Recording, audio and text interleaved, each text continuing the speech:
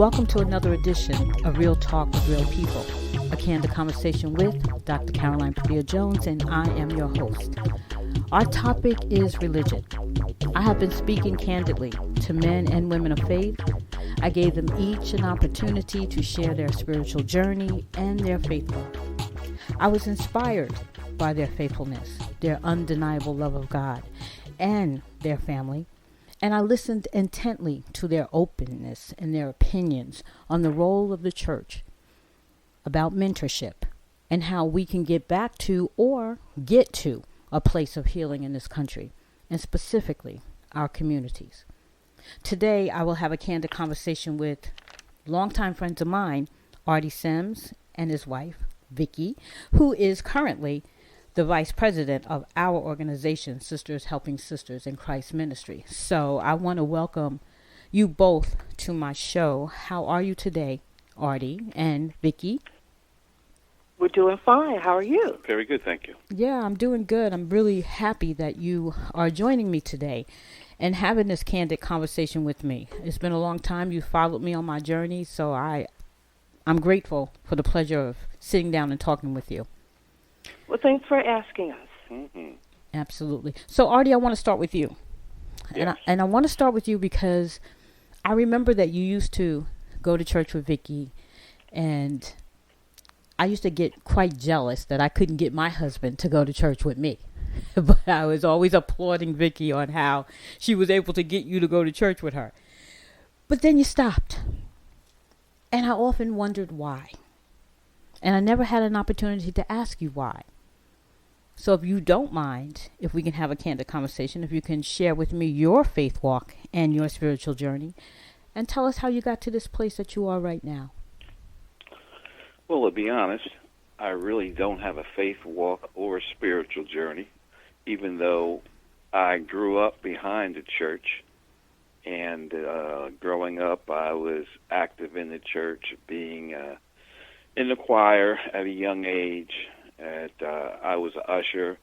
Later on, as an adult, I taught vacation Bible school. I actually taught, a class with a number of ministers in it, which I felt so unqualified. But anyway, all along the way, I had my doubts about religion. Mm-hmm.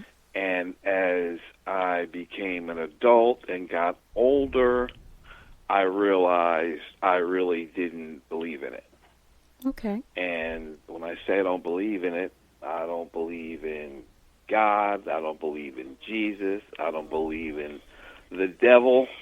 This is Resurrection Sunday, as they call it. Mm-hmm. I don't believe in the resurrection. And all these people who do believe, personally, I think they've all been hoodwinked since they were kids.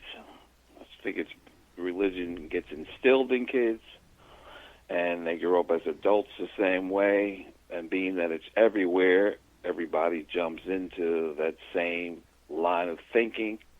I think it's basically brain control. Okay. Mm-hmm. And about a lot of money. Okay. I respect your opinion because I respect the opinions of people because I respect freedom. And for me, it's about freedom. And sometimes religions take away freedom. I get that. And I understand that. But let me ask you a question, because this is a candid conversation and I do respect your ideas. At what point do you feel, let me ask, if you feel that religion has hurt the community, the black community specifically? To a great extent, I do, because I can't say most Americans, but I would think I know people in my age group, I'm 66, you grow up and you're worshiping a white Jesus, and everybody knows in deepest, darkest Africa, people wasn't coming up white like that. Mm-hmm. But, and I think that was psychological in itself, because if you're worshiping a white Jesus who's the son of obviously a white God, and I felt that fell in line with, slavery. Mm-hmm. And even, when I read in the Bible, there's a number of passages where, they talk about this was okay to do to the slave and that was okay to do to the slave. And it fell in line with white supremacy with me. Okay. I understand that, as a matter of fact. Do you believe in, I think you said you don't believe in gods at all. No. So your belief system then relies in you as a person, as a man. As man in nature. Man in nature. I think things, some, people say, that was a miracle. And I felt, almost like it was a miracle in my life that I experienced once when I have a nephew and everything pointed to him having meningitis. Of course, the church prayed and everybody prayed, and, he was all right, and people saw that as a miracle, and at the time I did too. I felt, we could see it that way, but obviously he didn't have meningitis. And one time, I gotten sick in college, and I had a coma, and I was on my deathbed in the hospital, and they had said, to call the pastor and call your minister and priest, whomever, because I wasn't going to make it through the night. And again, I made it through the night, and even the doctor said, basically it was a miracle. But I just feel like, hey, it just wasn't my time to die. But as simple as that. Okay. All right, let's bring in Vickey, because I think she's going to contrast some of the things that you're saying. So, Vickey, what about you? What about your faith walk? Are you a believer? I am a believer, and I understand what Artie is saying about religion, mm-hmm. and religion keeps people in bondage. And as I've been journeying through my walk, I don't feel that I'm religious based. Okay. I go on my feelings, my spiritualness. I've always had something inside of me, inkling that there was something or someone over me, mm-hmm. higher than me. Mm-hmm. And, like I said before, I grew up as Catholic, so that was my foundation. But in going to Catholic school, I always felt there was something more, and that was definitely ritualistic, going to school and having the catechism classes, which didn't teach me anything, mm-hmm. and then going to Mass and up and down, praying the rosary, confessing to the priest, and as I got older, I knew there was something more, and it was something more for me when I went to college and met a young lady. She was a born-again Christian, and that was something I never heard of, So I went to her church and got a better understanding who Jesus Christ was and what he did. And I decided then I wanted to be baptized and quote, born again, and I accepted Jesus into my life. So I've always had something inside of me, pulling me, nudging at me to seek, mm-hmm. and that's what I did. And so I get what Artie's saying about religion, but it's an individual thing, because it's been a struggle for me and with him regarding this, because when we started dating, I was studying with a Jehovah's Witness, mm-hmm. and so when he saw me going that way, he even said to me that we could not get married if I continue, because, quote unquote, what he said, for me and my house, we would serve the Lord. So that to me was saying, I'm taking control, I'm the head of the house, and we will fellowship together. So I felt that I was hoodwinked, because here we are, he's not being the man who I thought he was going to be as far as submitting to God, mm-hmm. Because for me, God is my barometer. on how I do things, Right. you know. And I just live by the law that, you know, you treat other people right and have love. And that's just how I operate. And I can't control him, and I can't control anybody else. So I pray for him, you know, and I do believe miracles happen, because in his life, just seeing what he's gone through, the number of car accidents that he's had. And I keep saying, God has a purpose for you. Okay. But, you know, that's my journey. Right. One of the things that I stress, and you know, in the ministry, I stress this too, because you have been an active part of the ministry since, what, 10 years now? 2008. Yeah, so a long time. One of the things that we don't do is we don't intrude on people's freedoms. True. We present information, and you use that information. Our whole goal is to better your life. Correct. Our whole goal is to take this information that you receive and see how you can apply it to your own life. So absolutely. we're not here to judge, to judge or to say that somebody's faith walk is wrong. Or I appreciate Artie's candidness and that he's able to speak to me. On that note, I'm going to say that I feel what you're feeling, because I think our relationships are similar, because, you know, my husband, and he's going to be on the podcast a little bit later as we talk about our journey together. I felt the same as you. I felt that Al and I had a spiritual connection. He seemed that he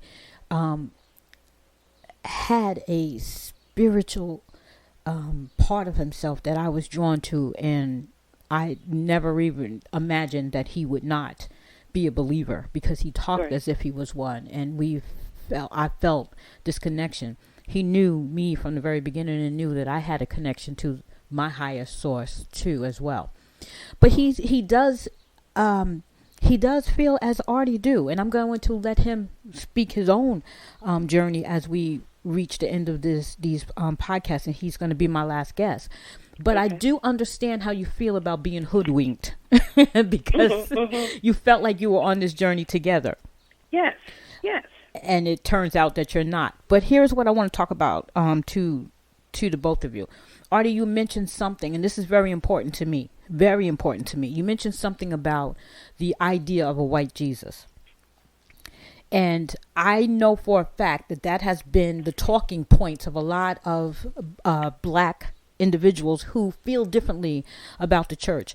Vickey, as you know, I felt differently as I began to study, go to seminary school, and learn all that I needed to learn. I began to come back and tell you, even you, how differently I felt. Let's talk about the concept of a white Jesus. When you say that you believe in Christ, are you saying that you believe in the Western world's idea of a white Christ? Is that what you're saying? Absolutely not. Absolutely not.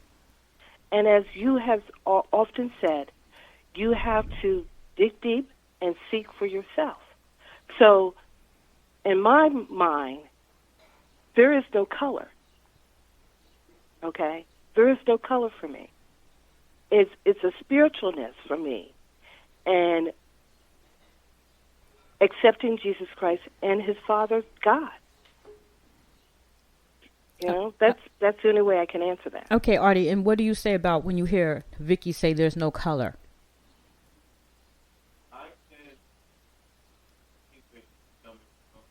Come closer. I can't hear you. Come closer to the phone. Can you hear me? No, I can barely hear you. Can you hear me? Yes, I can.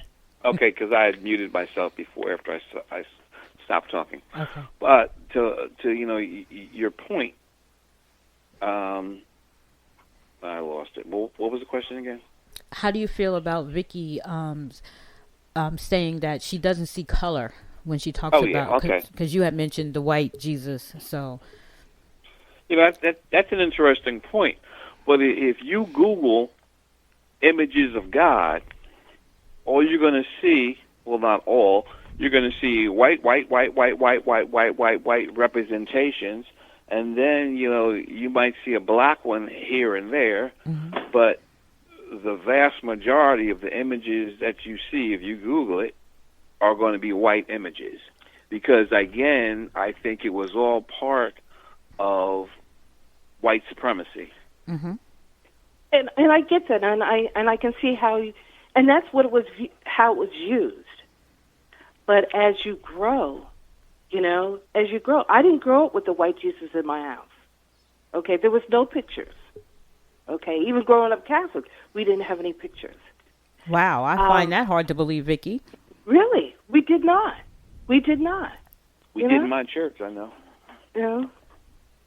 So, but in the church they did when they had to, yesterday was Good Friday, and we did the Station of the Cross, and yes, there was a white Jesus. But for some reason, Caroline, I did not view that as this is my God. You know what I'm saying? That was just a picture, and it stayed just a picture for me. Okay, but you can see Artie's point. Oh, absolutely, absolutely. And history shows how it was used. Yes. And still is today. Yes. So you can see his point, because I see his point. I do see his point. Yeah. And let me just say this. It is very easy for us to say we don't see color. But this is a world in which we do see color. Yes. Okay. But when it comes to, for my spiritualness, I can't see color. Because then I will think differently, okay? And then my whole spiritual journey has been false. Okay, so here's the way I say about that. I understand what you're saying, because I don't see color in the sense of my spirituality. Mm-hmm. But I do see color when we talk about Christ. And like Artie say, I can't picture a white Christ with blue eyes and blonde hair, because the environment in which Christ existed, and we're still talking as Christ existed, because, history has shown us that Christ existed. If Christ has existed and we can acknowledge that Christ existed, then we have to also acknowledge that he could not have possibly been white with blonde hair and blue eyes. Right, and that's where you have to do the research. You have to do the research, because in that region, there's no way. But like you always said to us, yes, you have to seek for yourself. Exactly. And study. Exactly. And read other books. Yes. Now, with that saying, Artie, I want you to listen carefully too, and thank you, Vickey, because obviously you learn well. So what we're trying to say here, Artie, where we understand how Jesus has been used as a weapon and a tool, especially in slavery, the images of a white Jesus, the images that has been thrown onto black culture as this white Jesus with blonde hair and blue eyes has been used as a tool coming out of slavery. But what Vickey is saying, and what I am saying also too, and this is simply our experience, is that we don't see the message and the lessons that Jesus actually came to give as color. There is no color to that. It's universal. Even if you take away his whiteness or his blackness, you can't deny the message. So getting away from the whole Jesus theory right now, are you also opposed to his way of life? When you say his way of life, what do you mean? I'm talking about the way he lived, the way he walked, the way he talked, the messages he gave. It was not Jesus who basically said to worship him. It was mankind after he left that said that, first of all. But his way of life, the way he lived, are you opposed to that? Well, again, if I don't believe in him, I can't believe in how he lived, because I don't believe he lived. All right, so you don't believe he existed? Correct. Okay. Wow. All right. No, that's fine. Okay. No. Yeah. Because I have to know what we're talking about. So you don't believe a man named Jesus even existed, black or white? Correct. Okay. I think it was almost like this giant fairy tale. Wow. And that brings me to another part, because you have this giant fairy tale, and in that fairy tale is tithing, and you have all these religious institutions and religious, whether you call them a priest, whether you call them a pastor, minister, whatever, who are filthy, stinking rich in the name of Jesus, and it really like blows my mind. Okay, so you see Jesus as a political tool.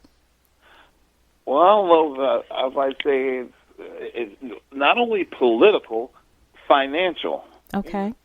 Because all these people, they've made oodles of money, from T.D. Jakes to Olstein to Teflo Dollar, him wanting his $60 million jet.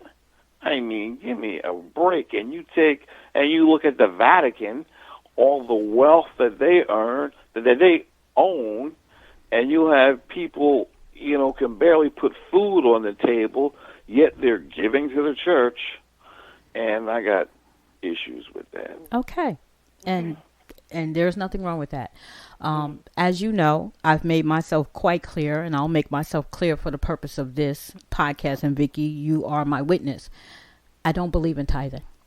I never have, and I don't teach it. And I have my reasons why. Pretty much what you just said. I believe in giving, which is different than tithing.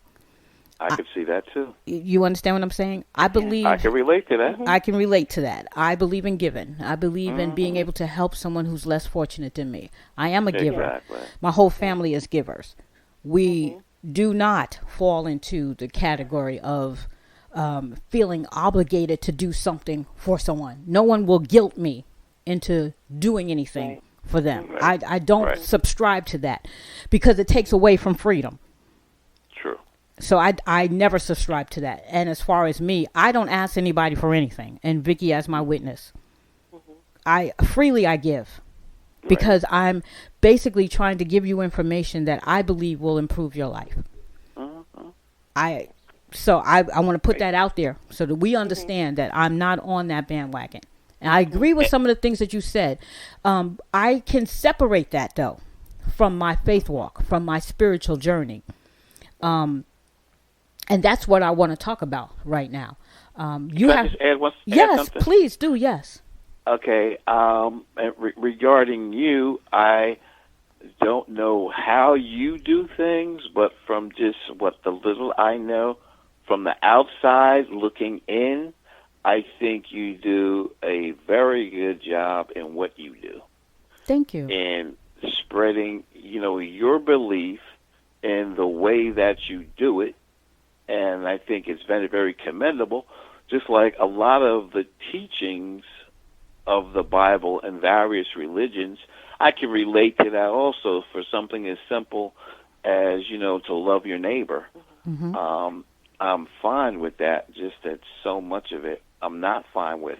And one thing else I want to add, even though my wife and I are on different sides of the rainbow, I try not to influence her. Yes. She tries, I think she's a little bit more in trying to influence me, and I don't blame her for that. Right. But we don't go to battle over religion. Sometimes, I'll tease like, you going out again for this, Bible study, this, that, and the other. But at the same time, I don't put her down for her beliefs. Yes. Thank you for saying that. I don't put other people down. Thank you for sharing that, Artie. I really thank you for sharing that, because that's another aspect of it.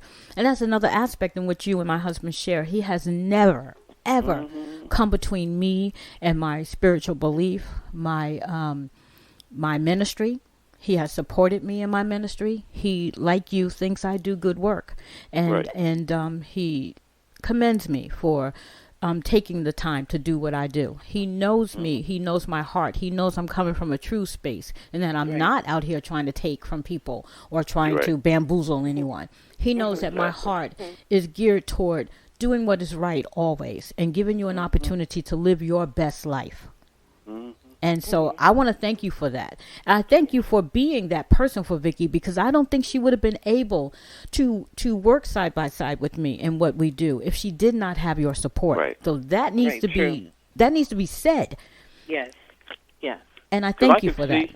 I could see us definitely going east and west. because a lot of people do go east and west over, money, this, that, and the other, and religious beliefs. Mm-hmm. And I couldn't see, I wouldn't want to be fighting with her. Right. Because I love her like the air I breathe. Yes, she I know. is my oxygen. Yes, I know. And that being the case, I couldn't see battling her over what I believe versus what she believes. Right. And one of so the things, we stay in our lane. Yes, and one of the things that this ministry promotes is family. And yes. that is the one thing. We have always promoted family. Yes. Good relationships with your husband. Good relationships with your children. To me, that's foremost, more important than any relationship that you would have with a physical church. For me, it has always been about relationship with God, but relationship with your family. Yes. Because of my love of God, I have a strong love of family, and not only just family, my friends and my relationships are important to me. Exactly. I want to get back to what Artie was saying about the church. And I can see what he's saying and why he feels that way. Because back in the book of the Acts, when the church was started, everyone brought what they had to the church. And everything was disseminated amongst everyone. Right. And so the church is lacking that, And if you have a mega church in a community, why not help the community? There's no one should be lacking, is what I'm trying to say. I know what you're trying to say. No one should be lacking. That brings me to my questions that I always ask. What is the church's responsibility in the community? Yeah. Good point. To serve. Because that's what Christians, to me, are to serve. And it starts with the family. Take care of your family. Yes. Then you can go take care of your neighbors. And I do see that, dear. I see TD taking care of his family. I see Mr. Osteen taking care of his family, and on and on and on and on and on. They're taking very good care of their family. And the parishioners are probably having a hard time just paying their bills. I'm just saying. No, and it's good that you say that. My next conversation that I'm going to have with my next guest, we're going to talk greatly about that. So I'm glad that I didn't expect this to go this way, but I'm glad it's going this way. Because I have a podcast scheduled for right after you. And that will be the conversation that we talk about. But let's talk about community. Let's talk about the black community. Let's talk about black women in particularly who spend most of their time in the church, who give most of their money to the church. And there's really...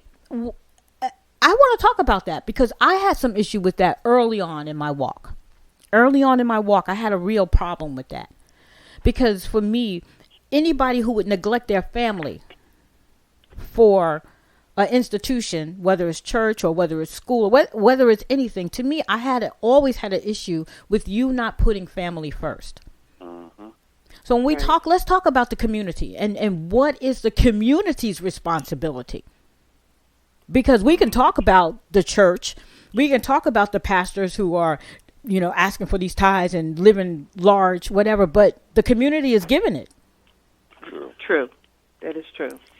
So what is the community's responsibility in educating themselves and in understanding the balance between church and family? What is the community's responsibility? Let's talk about that. I think it works hand in hand, both with the community and the church. The church has to make themselves visible in the community. I just feel that there should not be anyone without. I'm sure back in when we were growing up, Caroline, the church was very important in the community. Yes. And they did things with the youth. And it seems like it's gotten away from that. You have so many churches on every corner, but yet there's no togetherness, And that a community can go down to ruins when you have a church right there. It's about having dialogue with the community. What is it that I can do to help us be better than what we see right now? You know, be accountable to each other. You know, when that single mother is having problems with her son or daughter, you're that faith-based church there. Help, assist. She's a sinner. She shouldn't have been a single mother anyway. She shouldn't have been out there fornicating. That's what you think the church thinks? A lot of times, yes. Especially the old church. Well, they would cast them out in a minute, in my humble but accurate opinion. Okay, that might be true. That might be true. But for today, for right now, things are different. Well, in fact, the mindset should be different. I totally agree. Well, let me ask you, what is the church's role and responsibility in education, period? And I'm not just talking about church education. I'm talking about education. It should be key, because with this pandemic, to have so many children of color that don't have resources to continue learning, to continue learning, that if you have a church that has, room to have these kids come in and have internet so they can continue with their learning, that's what the church should be doing. When there's a need, service it. And maybe I'm thinking too far-fetched, but no, why not? And I think they lack in educating the community in basics. Like you mentioned, the family, they should be uplifting fathers so that fathers have some place where they could feel good about themselves, because in the black community, what's probably the biggest lack, along with money, is a father in the family. True. Mm-hmm. And if the father ain't there, the family tends to tumble for so many reasons. And then teaching basic things that aren't taught in school, like finances. Mm-hmm. You go to school usually for 12 years, and I don't know if you were ever taught how to balance a checkbook, but I never was. I learned on my own. I was not taught. Exactly. We all did. Simple things like that. A great area of lack in not only the black community, but in the Spanish community also, is teaching people about credit. Mm-hmm. Mm-hmm. Because if your money isn't right in the family, everybody knows that causes chaos. Yes. Whether you have a family or if you're single by yourself, if the money isn't right, there's chaos. And that needs to be taught somewhere, and it's not. Yeah. And something, people talk about, having good credit, bad credit, but they don't have a clue on how to make their credit better, nor how to make their credit worse. Okay. To having church, teaching the basic skills. Mm-hmm. Okay. Teaching the basic skills. Yes. With that said, Vicky, I want you to answer this question. In our ministry, if I ask you right now to describe what we want to do with Start Right, Stay Right, what would your answer be? That would be teaching the basic skills. Mm-hmm. Right? Math, starting science, physics, exactly, yes. Reading. The importance of reading. Yes. The importance, and you're reading, you gain understanding. Yes. Preach. I agree. Yeah. Agree. So, not that I'm going to be trying to put Sisters Helping Sisters in Christ Ministry on a pedestal, but I am right now. Because without any assistance from the churches, as I wanted assistance from the churches and got none, we, 5 of us, 5 members of this organization has tried to be a catalyst to help not just women, but their children as well, to teach those basics that we're talking about, finance. We have programs. We have programs that teach banking and finance and credit and going to college and funding and all of that stuff. We have the programs, but we just don't have the people. Right. Can I just say one thing to that? Mm-hmm. And what you just said there, you know what that becomes? So many pastors, ministers, whatever, a threat. I'm a threat. Yes. Because you come in with a program that's organized, and they may not have a program that's organized. And guess who the flock may follow? You. I'm not looking for followers. With that, no. I'm not talking about what you're looking for. I'm talking about from the perspective of that pastor. He may see you as a threat to taking his flock or her flock. So consequently, we ain't having them come in here. Mess with my money. That is sad. It's very sad. But I believe it's very true, too. But then, and if you don't, you keep people in bondage. Mm-hmm. And I don't believe in bondage at all. Because what I do believe about Jesus, and I believe in Jesus, is that he came to free us from bondage. And that would mean all types of bondage. It's not the bondage that you choose. And the idea that you keep telling everybody that we are sinners is disturbing to me. When clearly Scripture tells us that Jesus came and took sin out of the world. Right. So encouraging me to be who I was created to be, a good person who is able to live according to God's will, would be more appeasing to me than you telling me I'm a sinner. Yeah. But that's just me. Yes. And that's a good point, because I think a lot of times people get beat up with that. Yeah. Right. And you need to stop beating people up and talk to them how they can have salvation, what's expected of them. Salvation is a gift of God. It had nothing to do with you. Right. But what does have to do with you is you understanding who you are and your place and what you are able to do. I want to motivate you to be your best you, because maybe you don't know that you have the ability to go beyond what you think you can go beyond. I don't want to keep you in bondage. I don't want you to be under my foot.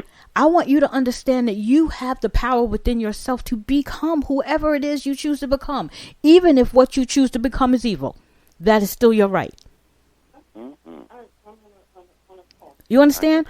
I'm not afraid to tell you that you have been set free to choose the life you want to live.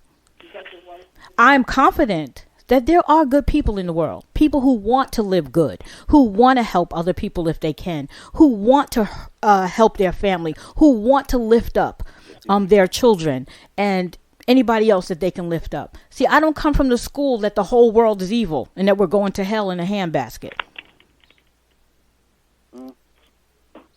But that's just me. I hear you. We're talking about you right now. So, yeah. So as we start to wrap this up, just tell me, what do you think needs to happen in order for our community to come together, to reconstruct, to rebuild, to be better? How do we do that? Artie, let's start with you. I think they need to come together to express thought and come up with just working together, because too much in this country we are taught, or we feel we have to make it on our own, because there's too much money in the black community for us to be where we are as a people, because we don't put that money together to work for the common good of, if not everyone in each community. Okay. And Vicky, this comes to what you said about the early church in Acts, as they all came together and had all things in common, working together to make sure nobody is without.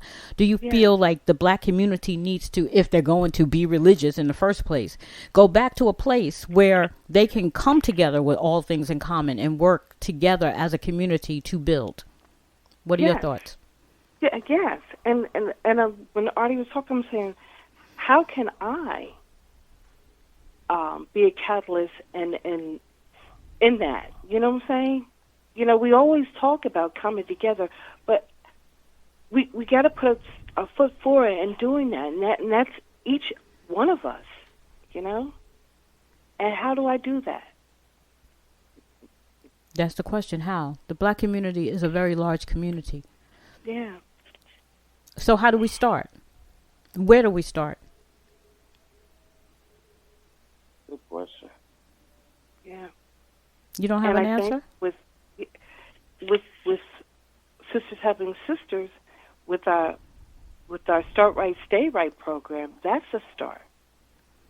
It's a start. That's a start. It's a start only if we can get the program out to the ones who need the program. Yeah. Yes. Yes. So the question becomes how. But what about starting with your own families?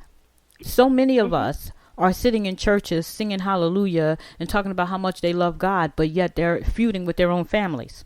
Yeah. Yes. Yes. So how about we start there in our own families? Yeah. Applying what we've learned sitting in church to our own selves. Loving your husbands, respecting them for who they are, even if they don't believe like you believe, loving them unconditionally anyway. And that same thing goes to the husbands.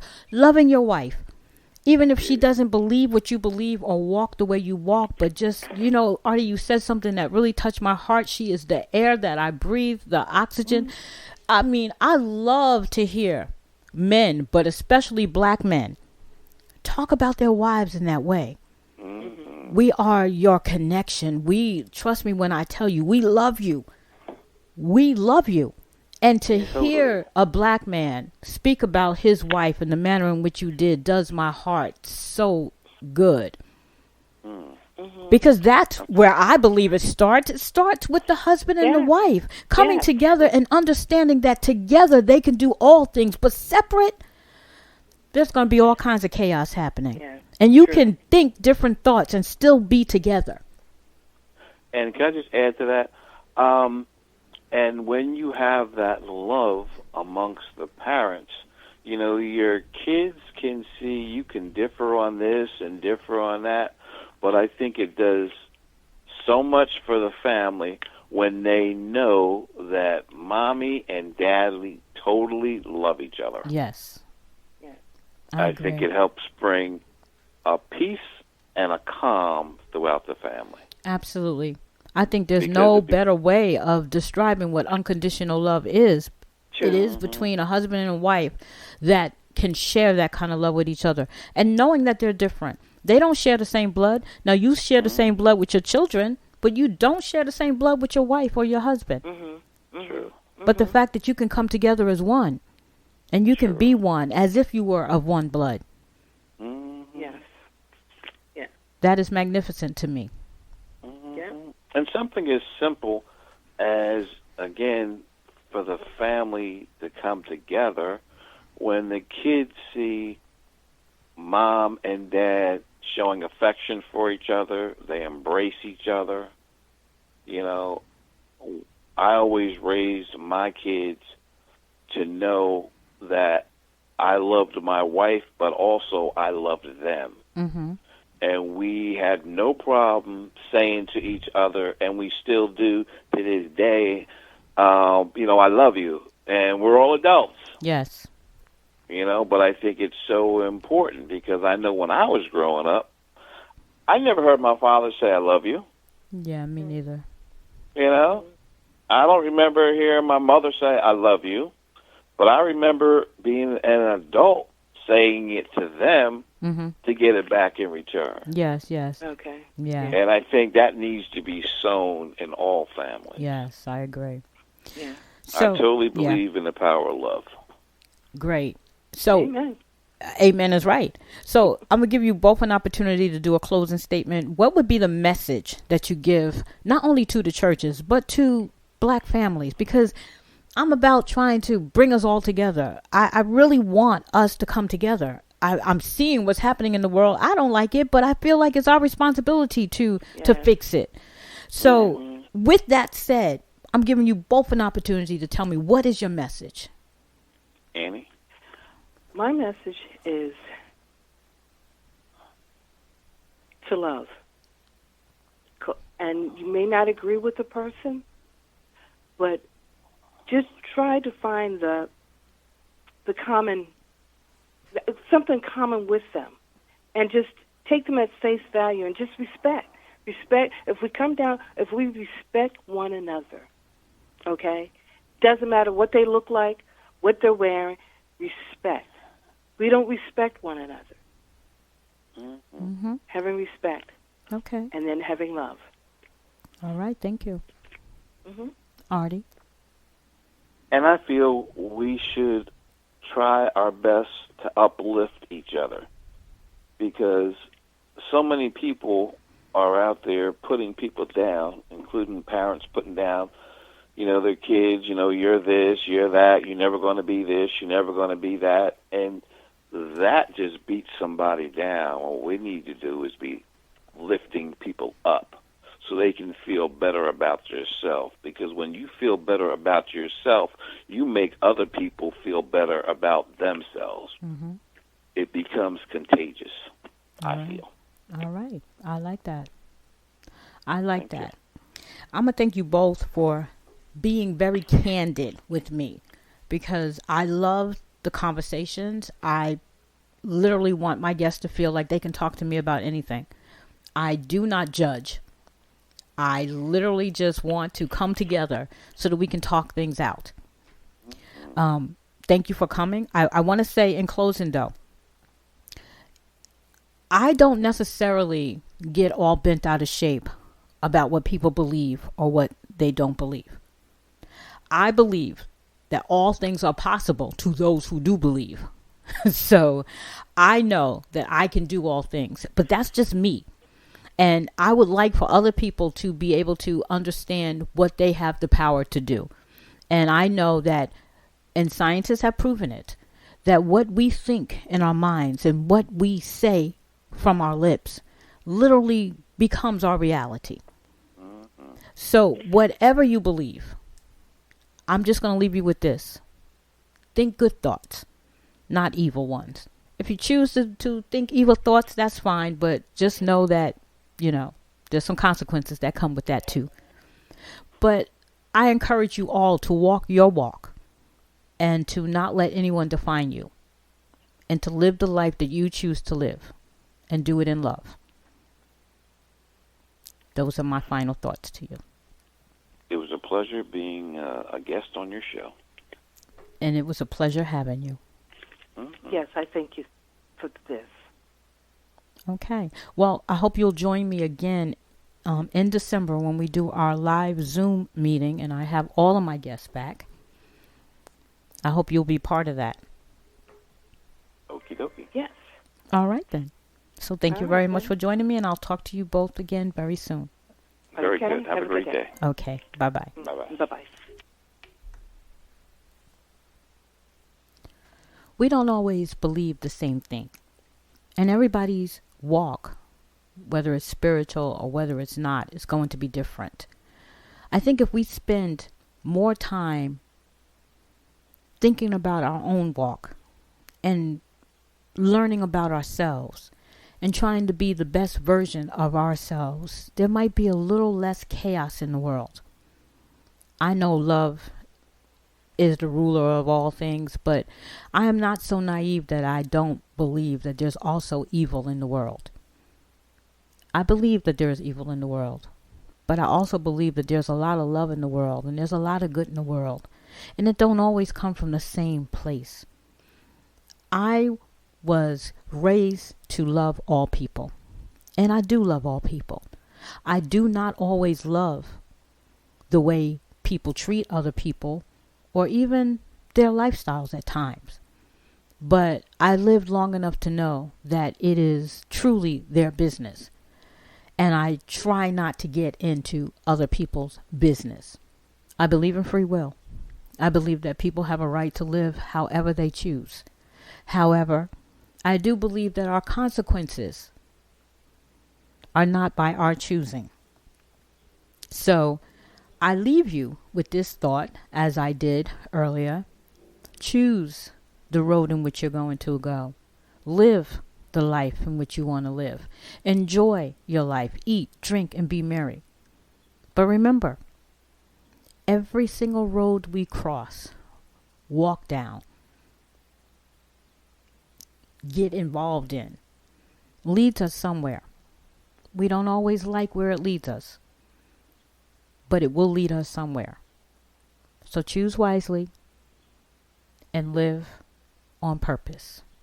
This is Dr. Caroline Bethea-Jones with another edition of Real Talk with Real People, a candid conversation with me, your host. And I hope to see you again next time, as my host will be, my co-host. I want to tell you that I have a co-host, but I'll talk about that a little bit later as we talk a little bit more about this religious journey that I've been on. My next guest that's coming up after this one next month will be someone who I am going to talk about the political side of religion. We're going to talk about slavery. We're going to talk about reconstructing this gospel. We're going to talk about some truths. We're going to talk about how we got the Bible in the first place. We're going to talk about all those things as we get to the end of this journey on religion. I hope you'll stay tuned for that. I'll see you next month.